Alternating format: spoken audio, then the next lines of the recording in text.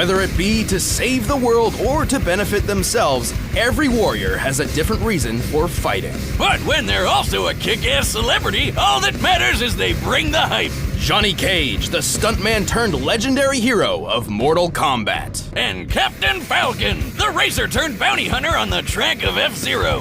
He's Wiz and I'm Boomstick. And it's our job to analyze their weapons, armor, and skills to find out who would win a death battle. Mortal Kombat is a deadly tournament dictated by the Elder Gods to decide the fate of entire worlds. Its contestants only include the best of the best. Whether you're a four-armed beast intent on conquest, a ninja assassin seeking vengeance, or a washed-up Hollywood movie star looking for your next big break, Johnny Cage was a global phenomenon known for his over-the-top and dumb-as-hell action flicks. You're dumb as hell. His movies are awesome. We got Ninja Mime, Citizen Cage, Broke Nose Mountain, and my personal favorite, Tommy Scissorfist.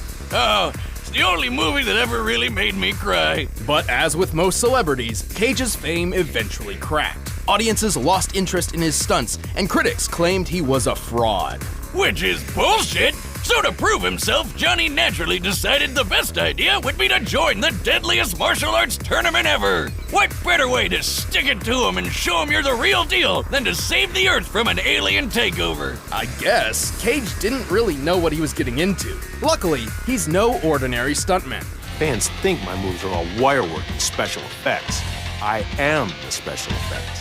This guy's trained all across the world. He's mastered 4 different martial arts, including Bruce Lee's real-life Jeet Kune Do. He's got nunchucks, brass knuckles, and his wicked cool Bowie knife. So when it came time to save the world, Cage could certainly hold his own against the greatest martial artists in the universe. Good thing, too. The lightning god Raiden really needed some help, because the Outworld warlord Shao Kahn was just one tourney win away from taking over Earth. Okay, seriously, why does everyone always target Earth? I live here. It's not that great. Against the forces of evil, Cage discovered he was more adept at this sort of thing than even he expected. He possesses a mystical power passed down through generations, originally stemming from a Mediterranean war cult which bred and trained combatants to fight among the gods.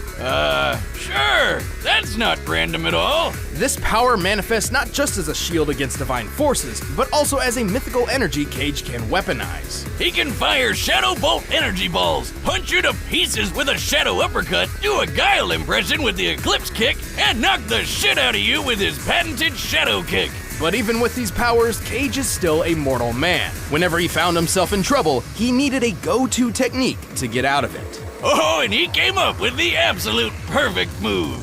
It's the Nutcracker, the Berry Buster, the Infertilizer, the Beanbag Barrage, the Not That Kind of Blow, and my personal favorite, the Help Doctor, I think they're in my ribcage special. That's horrifically disturbing. It's inspiring, that's what. He's strong enough to rip your whole body apart and send your Johnson flying off to another country. Fatality! Oh, God, what the hell? This isn't my first rodeo. Despite Cage's crude and downright juvenile behavior, he proved worthy enough to be a champion of Earthrealm. The dude's strong enough to chop through a human head, a chunk of titanium, and even diamond. Applying the density of diamond, crushing some of this size would require nearly 50 million joules of energy. That's like getting hit by 26 monster trucks at the same time. Cage is quick enough to dodge point-blank automatic gunfire and tough enough to power through Sub-Zero's Ice Blast, which stops or even kills most people instantly. He's breaking those jumps apart like they're made of glass. Johnny even beat the shins off Shinnok, who's a freaking god. Thanks to his ancestral powers, which seem specifically tailored for this exact purpose, which is pretty remarkable. Shinnok's full power is a bit tricky to lock down, but he's pretty similar to Raiden, who fired a blast that obliterated this huge temple along with his enemies. So it's definitely a desperate max power move. As Buddhist temples typically avoided the use of stone in construction, we took the typical composition of wood and concrete into account while measuring the structure to determine this blast must equal nearly 270 tons of TNT, more than enough to level an entire city block. Damn! Who cares if Johnny's a pain in the ass when he can compete with power like that? Well, he wouldn't be a pain forever. Cage eventually found happiness with a family, including a daughter just as skilled as he is. He even earned new success in his film career with a series based on his adventures. But he never got tired of defending Earthrealm from the forces of ugly. God bless that beautiful man. Those were $500 sunglasses, asshole.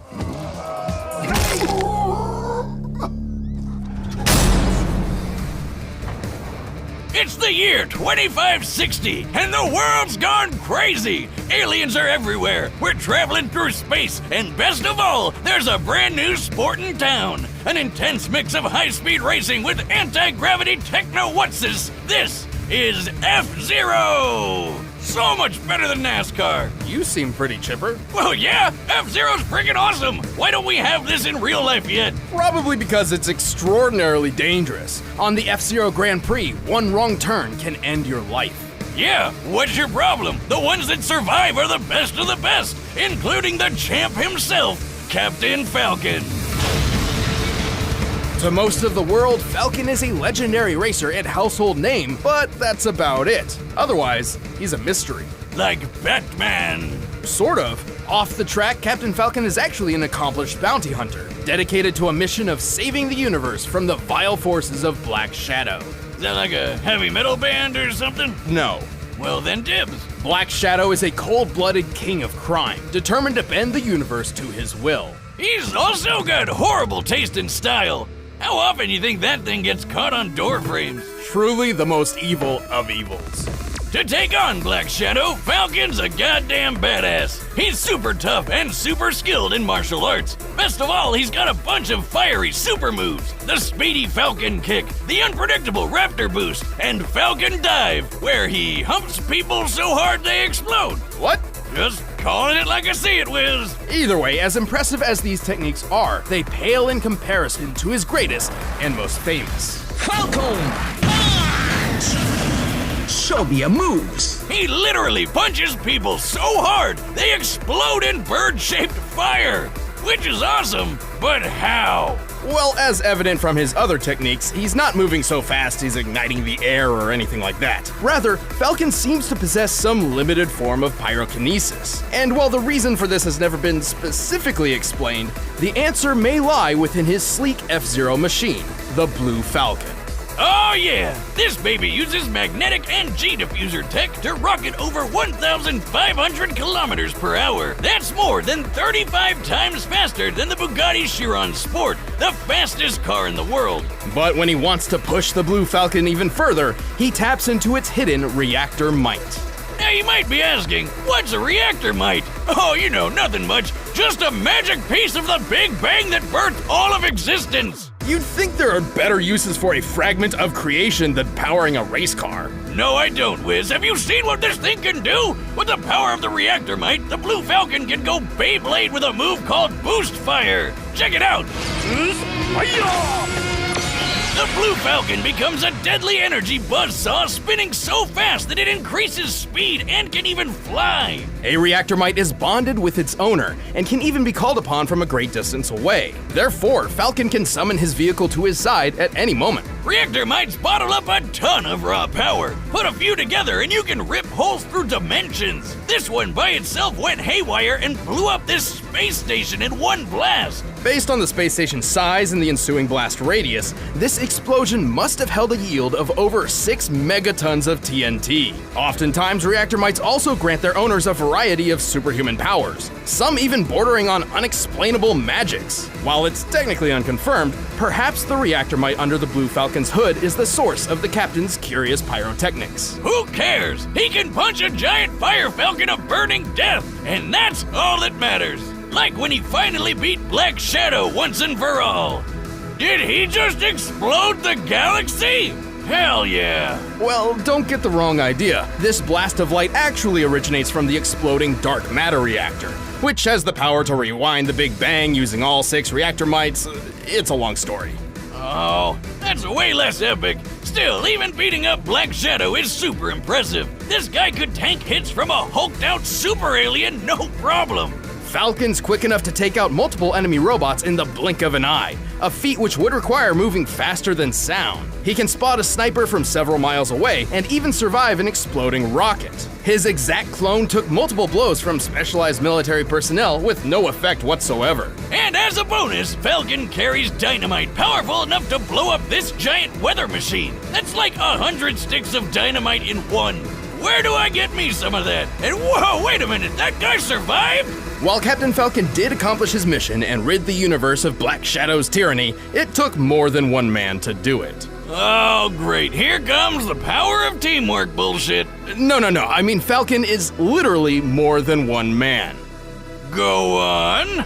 The name Captain Falcon is actually a title passed through generations. To date, at least 3 people have claimed the moniker: Douglas J., Andy Summers, and Ryu Suzuku. Each new inheritor is chosen by the current Falcon, who seeks a worthy hero who can surpass him in skill and ability. So technically the latest to take the title, Ryu, should be capable of anything the others could do and more. New life goal unlocked. Wiz, I'm putting in my 2 weeks notice. While the man behind the mask may fall, Captain Falcon will always ride on, defending the galaxy one raceway at a time.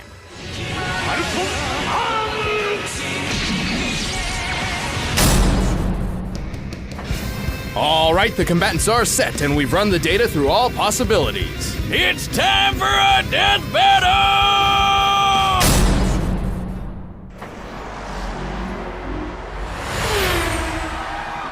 You recording? Yeah? Okay. We're at the F-Zero Grand Prix, snagging some clips for my latest flick. That guy there? That's who I'll be playing. Yeah, you're looking at the next Captain Falcon. It's gonna be a pretty sweet gig for him. Did you say you're the next Falcon? Yeah? Only one who can surpass Falcon can become Falcon. Show me your moves! You wanna go? Let's dance!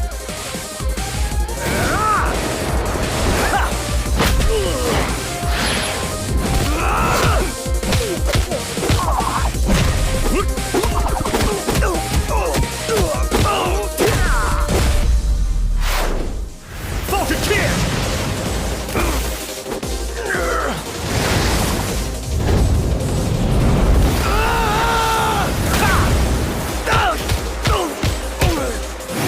Yes!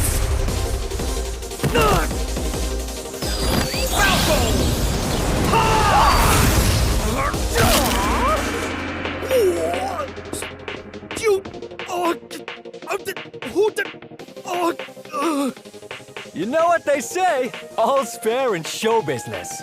Nobody says that!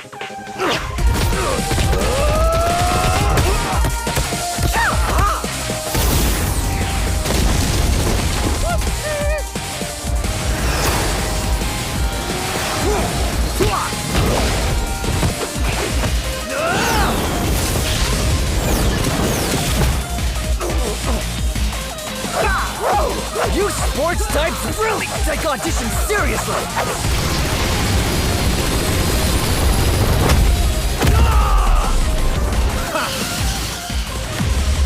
So cool.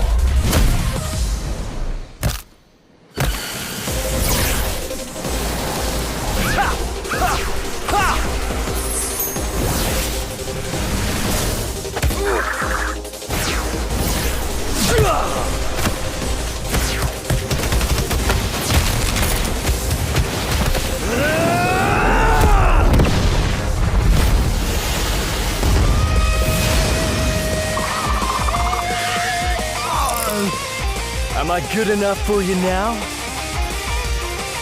Come on!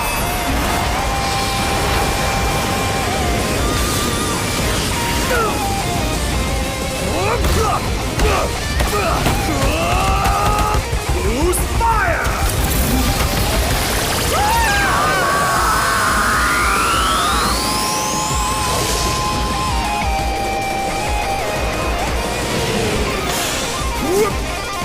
Falcon!